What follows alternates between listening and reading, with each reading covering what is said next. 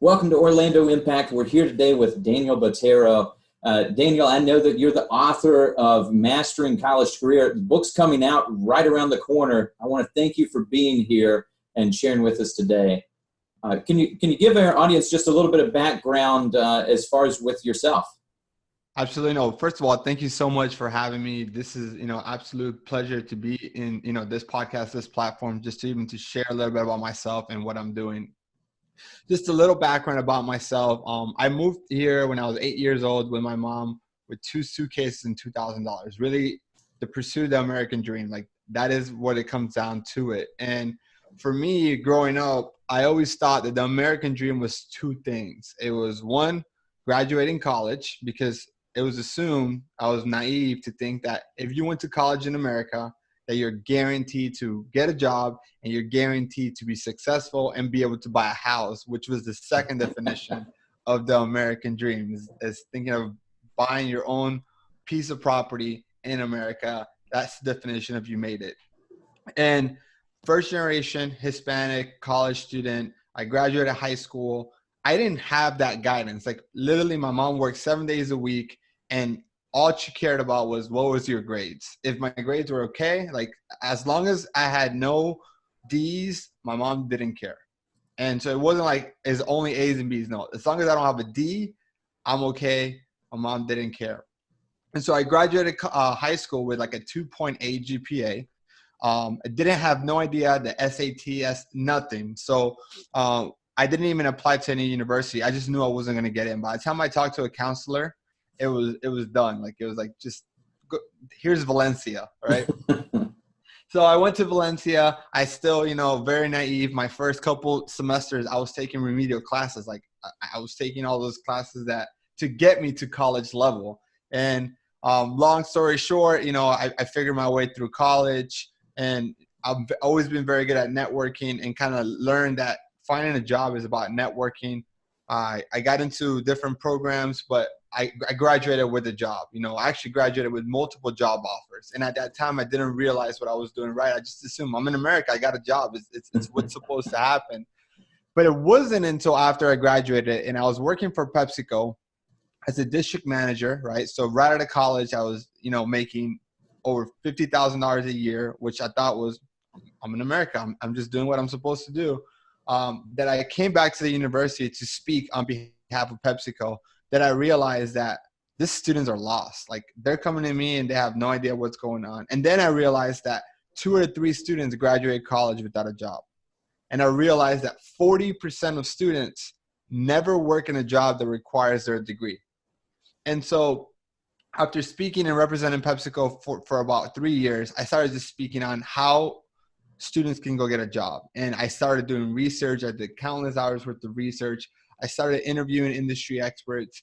And then I was like, I created kind of like a game plan or a program, which I called the Mastering College to Career Academy. And that is literally assess, acquire, and achieve. And literally that's kind of how it all started. And last year in May, I left my job with PepsiCo after 6 years to pursue this. If I'm going to tell students to go land their dream job, then I need to do it myself. And that's where we are today. That's amazing. To give a little bit of background on myself, I love the message with that. I graduated from Virginia Tech. I started in engineering, which I called pre-business, and I wound up graduating from the hospitality, tourism, and management division with the business college. So I left that January. I already had my job offer, had signed on what I was going to do, and wound up working for Brinker International with Chili's as a restaurant manager for 3 years. I thought that was going to be what I wanted to do, right? Until I actually got in managing restaurants. And I realized 80, 90 hours a week of doing that. And then when I broke down the numbers, the people that were waiting on the tables were making more than me per hour. But it kind of led me to try to figure out what was it that I wanted to do. And I wanted to do something that mattered more. And so I wanted to lay my head on the pillow at night and go, hey, this is actually beneficial. And it took me a few years of kind of navigating through, but then landing in financial services and wealth management, helping people with achieving dreams. I love it's that same message of what we share with our clients every day.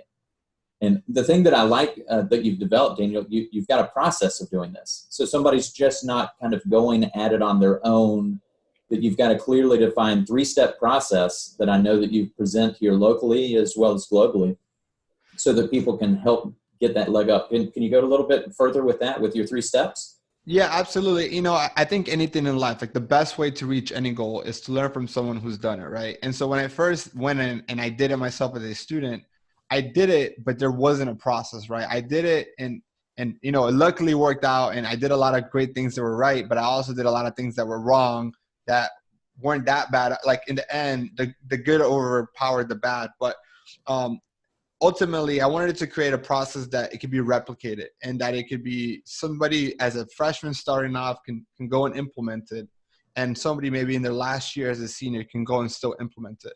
And so it really comes down, I think landing your dream job comes down to it's a 3-step process: assess, acquire, and achieve. It all starts with self-assessment. Like, you need to understand what you want to do and then reverse engineer that, because you could be going 100 miles an hour, but if you're going in the wrong direction, does the speed really matter? And so the first 1/3 of the program is telling the students, actually slow down. You need to understand what are your strengths, what are your weaknesses, where does that match?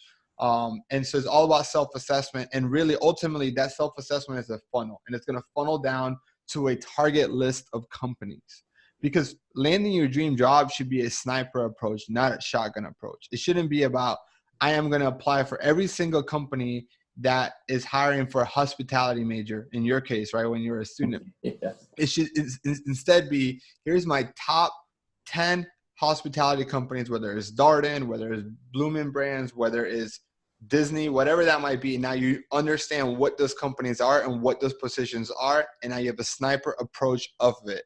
And that really comes down to understanding that finding your dream job is an open book test. Like, as a business owner, you want to hire people that are going to help you, and you obviously want to tell them what you're looking for in your ideal candidate. So the problem that I see students is that they never realize what like their target companies are. So they never understand what are the answers to their open book test. Because once they understand that, that moves you to phase 2, which is acquire. You acquire the skills needed to become the ideal candidate. So if you were to talk to somebody at PepsiCo that you want to become a district manager for the part of their management training program, they will tell you they look for 3 things: work ethic, communication skills, and leadership skills. They don't care about your major. They're not too concerned about your GPA, right? They care about those 3 things. So if you as a student can go build leadership skills by either being a manager or where you work, or being a student, a leader in your student organization, you join Toastmasters and you improve your communication skills, and they can see that you have a good, strong work ethic where you're a full-time student, have an internship and working part-time, you have now become the ideal candidate for PepsiCo. And now it becomes a win-win situation, which then now moves you to achieve, right? Because now once you are the ideal candidate and you walk up to the PepsiCo rep during career fair, instead of asking, hi, what are you hiring for? Which is what 95% of students do, right? Yeah. You go, Andy, I know exactly what you're looking for, right? You're looking for A, B, and C. And for the last 3 months, 6 months, 2 years, I've done X, Y, and Z. I also understand you have interviews coming up next Thursday, right? Because you've checked with career services. And I would like to know how I can take one of those spots, right? You completely change the conversation around. They're looking for talent. If not, they would not be paying the school thousands of dollars to be there. And you are solving their problem.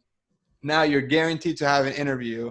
And now the interview is also completely different. And so that is literally the step. Assess, find your target list, acquire, understand the answers to your open book test, and acquire the skills, become the ideal candidate. And achieve is how you go from I am the ideal candidate, how you start the conversation, how you build your resume, how you master the interview, and how you graduate with your dream job. Like, it's so funny. Like, a quick story. Student 8 months ago starts listening to my podcast. This guy was lost, like lost. You know, he was a junior at UCF. And he just had really no idea. He started listening to the podcast. Fast forward, he's been implementing this. He just received a job offer, making $75,000 salary plus bonuses. So he could easily make $90,000 his first year out of college working for Deloitte. and the average college student makes $35,000, right? This specific student in 8 months is going to make double than the average student. He's not going to school for 8 years, so he didn't do double the work. Wow. It's just having that clear focus. Yeah, we see it when people come in every day to us. So we'll be sitting down with clients, and they can be from all walks of life, from just getting started with their career to somebody that's fully retired and enjoying life. But we take them through, we call it our dream builder process. So we do 5 steps. We got a couple extra that we had to throw in there. But the first thing is discovery. We've got to figure out a little bit more about the person. What's their vision? What do they want to achieve? Because what we find in our industry, too often people are just trying to give you the tactic. They're trying to say, hey, here's the little tool, here's the product, here's the solution. And it's kind of this panacea that, hey, it can fix everything. But I think you've discovered it as well, that you've got to start, number one, what do you even want to achieve? Because everything else is going to follow. And you can build up with that strong base and foundation of what you need to do. So I'm going to guess when you were transitioning from PepsiCo after 6 years to then now going out on this entrepreneurial journey and putting your money where your mouth was, that you were saying, hey, this is my dream job, I'm going to achieve it, that you probably had some struggles along the way. Can you share a little bit as far as those struggles that you've had, and how did you overcome those? I don't know that I've fully overcome them, right? Like I think that, so at first it was one of those things like I was going to go and I moved into staffing. So I left PepsiCo and I moved into staffing because I thought it was a bridge. And also understanding the other side of the business. Like I understood the student's perspective, right? I was a recent student. I've helped hundreds of students at that point, already has helped them. So I wanted to understand the company's perspective and understand what do they look for? What's their whole process like? And then after that, I realized that I really just need to fully focus on this 100%. So I was not there for long. And the biggest struggle for me was I knew my message and I knew that it worked, but I didn't know how to monetize it, right? I think a lot about this like real estate. At first, I thought that, where can I make money from? I should go make money and charge the companies, right? They have the money. They can pay for products or services that's going to help them. And I was solving a problem that they need, which is finding people, which is what the staffing industry is all about, right? They're paying 20% of first year salary to find you the ideal candidate. But the struggle then became is that the company is my client and not the student. And so now when students were asking me where they should go work, felt like it had to be giving them biased advice because I had to kind of point them towards my clients, right? And I didn't feel like that was a service to the student. So then ethically, it felt like the companies cannot be my client. They can hire me to come speak, but I can't be a staffing model. Like it just wasn't. And so that was just really struggle. And so for me, it's taking me so long to realize how can I monetize this? And so it was really ups and downs. And, when I left PepsiCo, I had a lot of savings because I knew this was going to do. Like my wife is a saint for supporting me, saying you're crazy, but hey, we got this together. And so what I thought would take 3 months to monetize and be able to have money come back into the household instead of money coming out has taken 8 months. And really it's not until now that the book is launching in September 17th. It's not until my online academy is coming out at the same time the book is coming out. And it's not now that I actually have a system to charge companies and colleges to speak, that money will start to trickle in. And that's been a struggle. And I've never dealt with depression or anxiety, but I'll be honest, it's been tough. Like there's nights I can't go to sleep. Sometimes it's because I'm so happy and full of joy. And there's sometimes I'm like, hey, like my bank account just continues to bleed. It's, when we're chasing those dreams and that we're going full tilt, I say it all the time that you have to be invested in that and understand that entrepreneur's journey, and having a spouse that's supportive. I know your wife obviously has to be thrilled with the achievements, but sometimes we're having to sit there, and I know for myself and my wife that we're saying, hey, I feel like it's coming, it's around the corner, it's coming. And then when you hit that moment where you're feeling more successful or you have that achievement, that you get to win and have that victory together, It just makes it sweeter. Your dog probably supports you too, though. My dog? Yeah. Oh, he's the best. We have a joke. I have a joke. He's the chief cultural officer. Like he, I'm not kidding. I would have dedicated the third person I would have dedicated my book to, which is my mom, my wife. It would have been my dog. If it wasn't for the fact that people probably thought I was crazy and it was going to hurt book sales, I would have definitely dedicated it to my dog. My dog was there the whole time. Every single step of the way, he was there. I actually wrote the book at a dog park. That's so funny. So along the way, what was the turning point for you that you kind of look back and you said, hey, what I'm doing is really making an impact? It might be a specific story of helping somebody, or just the thought of like, I remember I saw the picture that you posted, I think it was on Instagram, of just holding up the book like, Ma, I made it. I think ultimately what made me do it was I had already been helping people for about 5 years. So I graduated about 7 years ago. For the first year, I was 100% just all I did was work, and it was all about PepsiCo. Then I started going back and saying, hey, come work at PepsiCo. And I had a lot of success to the point where most large organizations have what's called core schools, where they select a portion, like 20 schools max, and they have to hire 80% of their hires from those schools. And UCF was not one of them for PepsiCo. But after me investing so much time and going back and speaking to the like, I have professors who invite me every semester to be a guest lecturer for the past 5 years.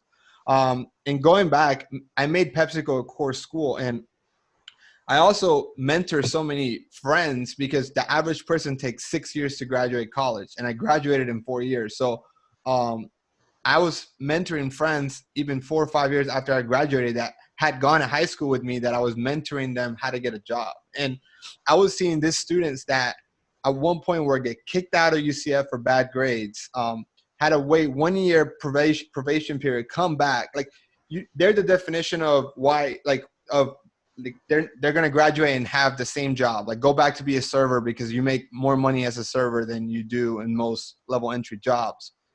And when I saw their life completely change, and they were getting jobs with Fortune 500 companies, and they were buying houses, they were getting married, they were having kids. Like these are people that I've mentored for 3-4 years that now make 6 figures and are happy, and they have kids in daycare, and like, that would not be them. They would still be living with roommates, in debt, with credit card debt. And so I felt like I had to go and help more people. And I took a risk because I love my time at PepsiCo, and I had such an amazing job, an amazing boss. Like it was a dream job, but I felt like I would be doing a disservice to everybody else if I didn't make the jump. That's amazing. We get to interact with purpose-driven leaders in our community like yourself every day, Daniel, and I'm amazed to hear the story and hear the walk that you've went through with life to get to the point that you're at. As you went through that journey, if you could go back, there might be somebody that's listening that's at the very beginning right now, maybe even one of your students that you're coaching. What advice, if you could go back to the beginning of your own journey and just tell yourself something, would you give at this point? If I can go back, what I would do differently is that I would have a monetization strategy before I left. Like, what if I would have written the book and created the podcast while I was still at PepsiCo? And I would have maybe I wouldn't have been able to write the book in 3 months. Maybe it would have taken me 6 months, or even 9 months, or even a year. But I felt like the stress that causes when you are just bleeding money, sometimes can be can hurt your creativity. And so I think that if I can go back in time, and I don't regret, I mean, obviously there's no regrets right now, but like what I would say to anybody listening that wants to start a business is currently in corporate America, I would find a way to start making money and monetize it, and have a monetization strategy that works, that's already proven to work. And then leave. You don't have to have the new income match your old income, which is, that's a good rule of thumb, but maybe you don't have to wait that as long. But what if you already had money coming in? You know, I think that would have alleviated some of the stress and anxiety that I go through as me not having money coming in the business for the first 8 months. Yeah, that definitely, money is the lifeblood that makes our financial lives work. And it makes everything else. For some reason, they don't just take IOUs when you need to pay your power bill. So that's an important piece of that. You know, again, we've been talking with Daniel Botero, the author of Mastering College to Career. Daniel, where can people find out more information about yourself as well as pick up the book? So definitely they can buy the book on Amazon. All they have to do is type Mastering College to Career and it will come up. I am very active on LinkedIn, so you can find me on, you type Daniel Botero on LinkedIn. It should pop up towards the top. I think I have the most followings out of all Daniel Boteros on LinkedIn. I'm not the only Daniel Botero on LinkedIn, but I don't think there comes close another Daniel Botero that's active on LinkedIn like I am. Or they can always, my website is masteringcollege2career.com. If you just type that on Google, you'll see I own the homepage. Well, you know, that's one of those things. It doesn't matter where you're at in life. You might have one of your kids that's in college, kind of feeling lost, not sure where to turn. This is a phenomenal resource for that. You might be going back to school because I had a client I was working with recently that she said, I'm going to go back to school because I already have a degree, but I'm not able to do anything. Like, I don't like my job. I don't enjoy it. So this is a great resource, even if you're later on in life. I love the message and how you're sharing that with people. It's not just chase your dream, have a plan to go out and attack that. To your point, that sniper approach of how you're going to go out and be able to achieve your dream job. So Daniel, it's been a pleasure being able to speak with you today. And that wraps it up until our next episode.